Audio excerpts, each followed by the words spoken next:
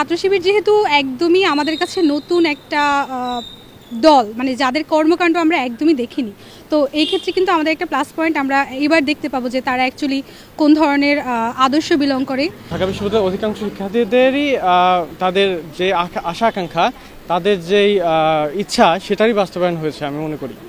নির্বাচন তো সুষ্ঠুভাবেই হয়েছে, সব ওইটা নিয়ে খুবই স্যাটিসফাইড আমরা সবাই। এরপর হচ্ছে গিয়ে সামনে চাচ্ছি যে ভালো কিছুই হোক, যেহেতু নতুন কেউ এসেছে। শিক্ষার্থীদের সম্মিলিত প্রচেষ্টা বা সম্মিলিত ভোটের মাধ্যমে তারা নির্বাচিত হয়েছে। আমি আশা রাখবো তাদের প্রতি যে তারা হচ্ছে শিক্ষার্থীদের আশা আকাঙ্ক্ষা পূরণে সক্ষম হবে। আমরা আমাদের নিজেদের মত প্রকাশ, মানে স্বাধীনভাবে আমরা মত প্রকাশ করেছি, ভোট দিয়েছি, এনজয় করেছি। অনেক দিন পর আসলে এরকম একটা নির্বাচন হয়েছে, ভালোই লেগেছে। আর নতুন যারা এসেছে তাদের প্রতি প্রত্যাশা, হয়তো তারা আমাদের নিজেদের ভয়েস হয়ে দাঁড়াতে পারবেন, তারা আমাদের সমস্যাগুলো সমাধান করার চেষ্টা করবেন, এটাই প্রত্যাশা। ক্যাম্পাসে আসার পরেই একটা নতুন পরিবেশে, এরকম একটা শান্ত পরিবেশে ভোট দিতে পেরেছি। নিজের জীবনের প্রথম ভোটটা দিতে পেরেছি এই ডাকসুতে এসে। সব মিলে খুবই ভালো লাগছে।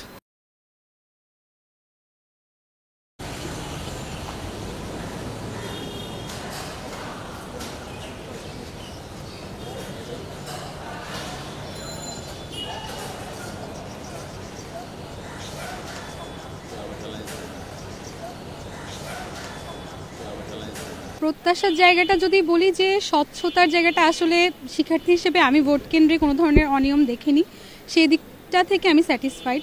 কিন্তু ফলাফলের দিক থেকে আমি একটু অবাক হয়েছি এই দিকটা ভেবে, যে আমাদের মনে হয়েছিল একটা সবগুলো প্যানেল থেকে একটা সবাই মিলে একটা রেজাল্ট আসবে, কিন্তু যখন একচেটিয়াভাবে রেজাল্ট এসেছে তখন ব্যাপারটা একটু অবাক হয়েছি। ডিসস্যাটিসফাইড এটা বলবো না। ছাত্র শিবির যেহেতু একদমই আমাদের কাছে নতুন একটা দল, মানে যাদের কর্মকাণ্ড আমরা একদমই দেখিনি, তো এই ক্ষেত্রে কিন্তু আমাদের একটা প্লাস পয়েন্ট আমরা এবার দেখতে পাবো যে তারা অ্যাকচুয়ালি কোন ধরনের আদর্শ বিলং করে।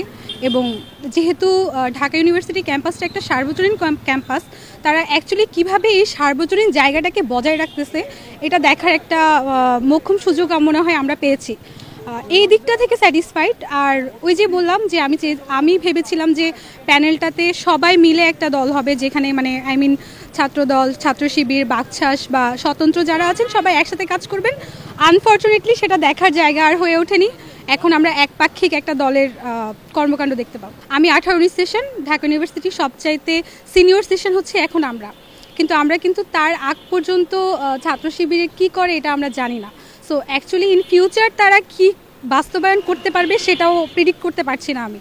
যদি কিছু আগে দেখে থাকতাম তাহলে হয়তো বা প্রেডিক্ট করতে পারতাম। একদম নতুন একটা দলকে তো আমি প্রেডিক্ট করতে পারবো না যে তারা অ্যাকচুয়ালি কী করবে, বাট আমি আশাবাদী, যেহেতু তারা নির্বাচনের পরপর যে ধরনের শোডাউন বা যে ধরনের বিশৃঙ্খলাগুলো হয় সেগুলো যেহেতু হয়নি, তারা যেহেতু তাদের ইশতেহার নিয়েই কাজ করে যাচ্ছেন, বারবার এই কথাগুলোই বলছেন, তো আমরা আশাবাদী যে তারা ইশতেহার পূরণে সর্বাত্মক চেষ্টা করবে। শুধুমাত্র ওই দলের ওপর যে প্রত্যাশা ছিল এরকমটি নয়, কারণ ভোটে দাঁড়িয়েছিল কিন্তু যেমন বিভিন্ন দল ছিল তেমনি স্বতন্ত্ররা ছিল, তো প্রত্যাশা ছিল আসলে ইনক্লুসিভলি সবার ওপরে।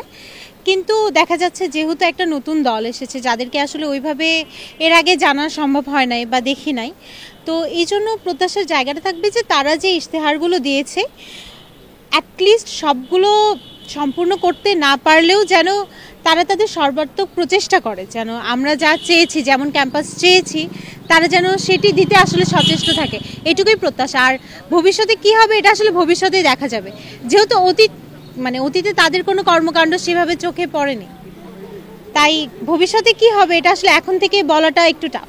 যদি আমি আমার জায়গা থেকে বলি, আমি বিভিন্ন সময় ইউনিভার্সিটিতে বিভিন্ন সংগঠন করেছি, এখনও যুক্ত আছি। তো যখন যে দল এসেছে আমি আসলে সবাইকেই চেষ্টা করেছি সেই সংগঠনগুলো থেকে কোঅপারেট করতে। অবশ্যই এখনও কোঅপারেটের জায়গাটা রাখবো, কারণ কোঅপারেট না করলে আসলে কখনোই একা একা কোনো কিছু করা সম্ভব হয়ে ওঠে না। আমার আসলে যদি বলি একটাই এক্সপেকটেশন, যে আসলে আমরা এখানে এসেছি তো মূলত পড়াশোনা করতে, নিজের ভবিষ্যৎ কেরিয়ার একটা ডেভেলপমেন্ট করতে। তো আমার প্রত্যাশা একটাই থাকবে যে তারা যেন এই ক্যাম্পাসে এমন একটা পরিবেশ ইনশিওর করে যে যেখানে আমরা আসলে একজন শিক্ষার্থী হিসাবে আমার যে পড়াশোনার পরিবেশটা দরকার সেটা যেন আমি পাই।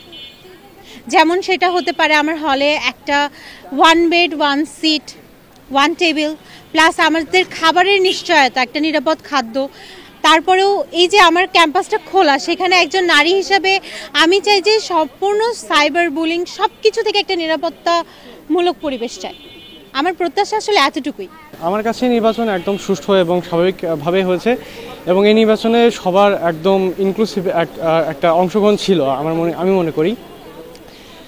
আর এখন যেই দলই জিতুক তাতে আমার কোনো বিষয় না, আশা করি তারা যাতে সামনে বিশ্ববিদ্যালয়ের উন্নয়নে এবং শিক্ষার্থীদের যত প্রকার আশা আকাঙ্ক্ষা আছে সেগুলো বাস্তবায়নে কাজ করবে, সেটা আমার আকাঙ্ক্ষা। আমি আসলে প্রত্যাশা করেছিলাম যে সকল দল মত এবং পলিটিক্যাল আইডিওলজির সকলের অংশগ্রহণ থাকবে। তো তারপরেও এখানে যদিও একক দলের আধিপত্য আছে, তারপর আমি মনে করি এটা শিক্ষার্থীদের অধিকাংশ, ঢাকা বিশ্ববিদ্যালয়ের অধিকাংশ শিক্ষার্থীদেরই তাদের যে আশা আকাঙ্ক্ষা, তাদের যেই ইচ্ছা সেটারই বাস্তবায়ন হয়েছে আমি মনে করি। তাছাড়া